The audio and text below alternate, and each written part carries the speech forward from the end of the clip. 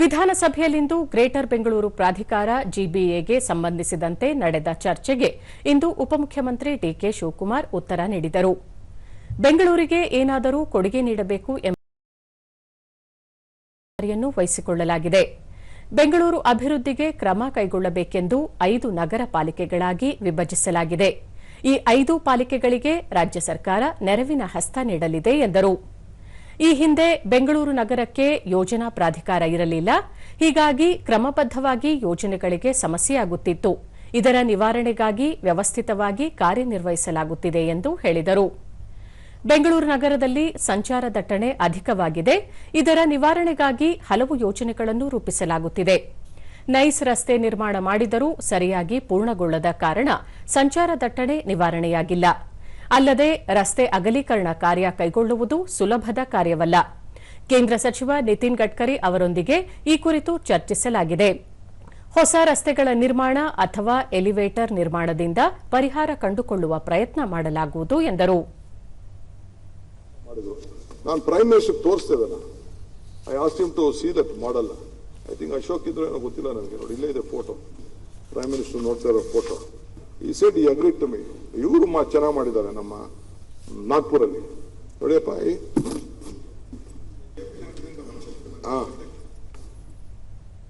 ತೋರಿಸಿ ಅದನ್ನ.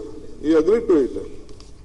ಸೊ ಅದನ್ನ ಮಾಡಬೇಕಂದ್ರೆ ಅದು ಬೆಂಗಳೂರು ಫುಲ್ ಮಾಡಿಬಿಡ್ಬೇಕಾಯ್ತು ನಮ್ಮ ಮೊದಲೇ.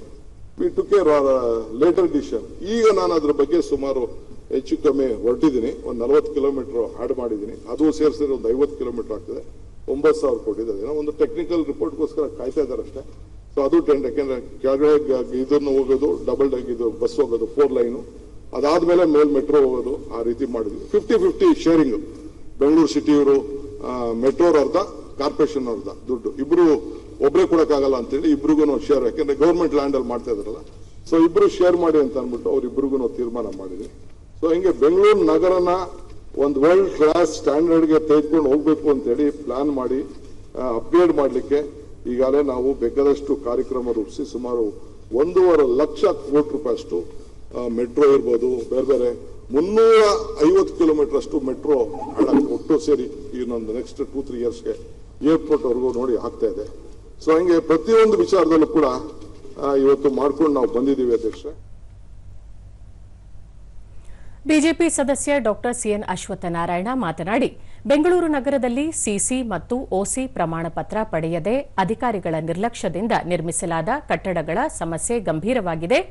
ಒಂದು ನಿರ್ದಿಷ್ಟ ದಿನಾಂಕವನ್ನು ನಿಗದಿಪಡಿಸಿ ದಂಡವಿಲ್ಲದೆ ವಿದ್ಯುತ್ ಸಂಪರ್ಕಕ್ಕಾಗಿ ಅರ್ಜಿ ಸಲ್ಲಿಸಿರುವ ಆಸ್ತಿ ಮಾಲೀಕರಿಗೆ ಒಮ್ಮೆ ವಿನಾಯಿತಿ ನೀಡಿ ತಕ್ಷಣ ವಿದ್ಯುತ್ ಸೇವೆ ಒದಗಿಸಬೇಕೆಂದು ಆಗ್ರಹಿಸಿದರು.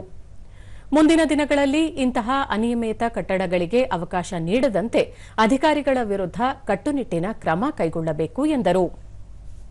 ಎಲ್ಲಾ ಸರ್ಕಾರನು ಕಡೆಗಣಿಸಿರುವಂತದ್ದು ಇದೆ. ಎಲ್ಲಾ ಸರ್ಕಾರಗಳನ್ನು ಅದು ಬಂದಾಗೆಲ್ಲಾನು ಇಲ್ಲಿಂದ ಪಡ್ಕೊಂಡು ಹೋಗ್ತಾರೆ ಹೊರತು ಬೆಂಗಳೂರು ನಗರಕ್ಕೆ ವಿಶೇಷವಾಗಿ ನಮ್ಮ ಪ್ರತಿಪಕ್ಷ ನಾಯಕರು ಈ ಸಲ ಮತ್ತು ಸಭಾಧ್ಯಕ್ಷರನ್ನು ಅವಕಾಶ ಮಾಡಿಕೊಟ್ಟಿದ್ರಿಂದ ಬೆಂಗಳೂರು ಬಗ್ಗೆ ನಾವು ಚರ್ಚೆ ಮಾಡ್ಲಿಕ್ಕಾಗಿದೆ.